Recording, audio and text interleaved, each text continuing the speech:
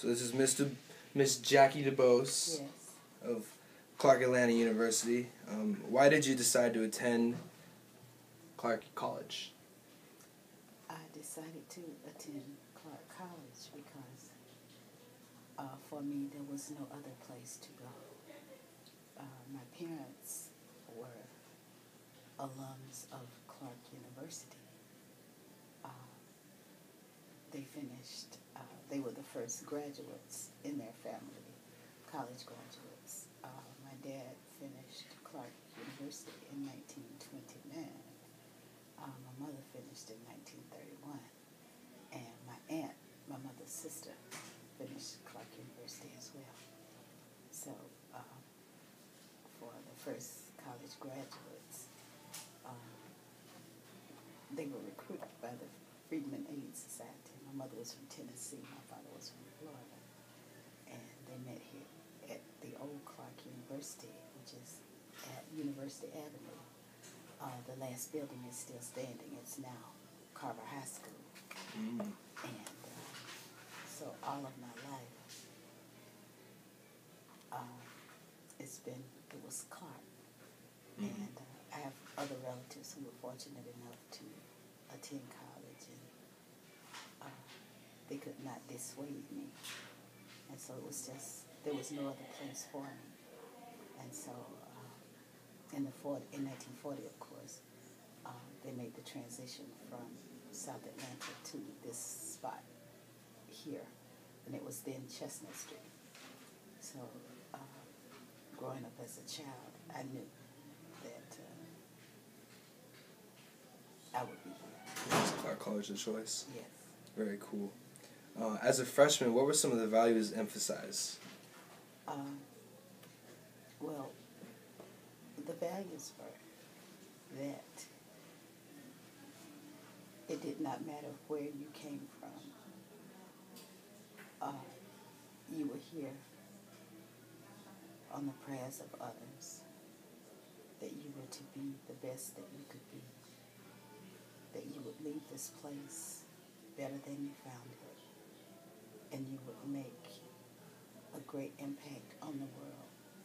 It didn't matter what you chose to be, but you would make a lasting impact, that you would open doors for others, and you would hold the doors open for those who would come behind you. You would just be the best that you could be, and you would serve others. Service was, it was drilled in us over and over that you were responsible for the downtrodden, the destitute, and the desperate, and that you should also know that you're blessed to be who you are and where you are, but you were never to look down on anyone, because but for the grace of God, that could be you. And so you will always, always try to make an impact on them and affect their lives in a positive way so that they could see that there was a way out for them. And so wherever I was, whatever I did, I always tried to make sure, even with visiting prisons and working with the Boys and Girls Club and working with orphanages and that kind of thing, that as I prospered, I tried to make sure that others were impacted by what I did. That's very cool. So, talking about giving back to the community, how do you think freshmen can give back to the community? Well, first of all, you give back by the step you've made by coming to college, because you've impacted someone that you don't even know by the step you've made through your educational prowess. The fact that you will work very hard and move upward and onward through education. You can do community service through reading programs, tutorials, those kinds of things while you're in college. By taking advantage of internships and by going home in your communities and talking to young people through your churches. Volunteer to be the youth day speaker. Let them know about your journey, and you will inspire others by the life that you're living right now. That's what you can do right now. You can't wait until you reach your ultimate goal. And you have to understand that life is an eternal journey. So, you need to bring them along as you move along. Very special. What advice can you offer to CAU's first-year students? The advice I can offer you is to understand that this life is not about you. It's about the mission that you were sent to fulfill. You're here to touch many lives. And I know that you have your own goals and your own wishes and your own dreams. But you're here to do great things, which will touch many. You will do much more than you ever think that you will do. You're here to heal the sick, the brokenhearted. You're here to lift up those who didn't even think they had a prayer. And you're here to do much more. You need to surround yourselves with right-thinking people. And you need to block out things that are not good and not true.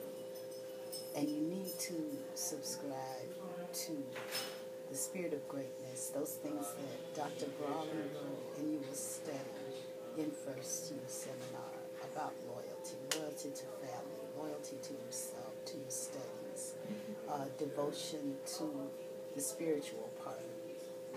And, don't lose hope, don't lose faith. When things look darkest, that's when the light comes. Don't give up on yourself or on your dreams. And, just know that this is just a brass knuckle fight to the white meat shows, to the end. And just never lose faith and never lose focus. And when people try to deter you, sometimes you have to let them go. And it doesn't mean that you love them any less. It just means that you love them more. And you can still stay in touch and wave across the promenade, but you have to stay focused. And then someday, you will understand why things happen the way they do. But always keep in mind that you're here just to do great things, and that you will forever learn. It's just a learning process, and you will grow forever and allow yourself to do that. And that always, always, always remember, wherever you are in this world, that you are CAU. Is there any other information you'd like to share to CAU first-year students? Yes.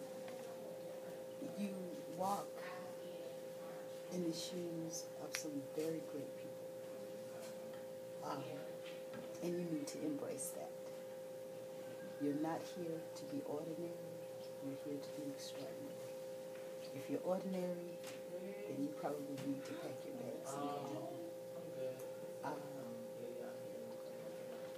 If you're in the sciences,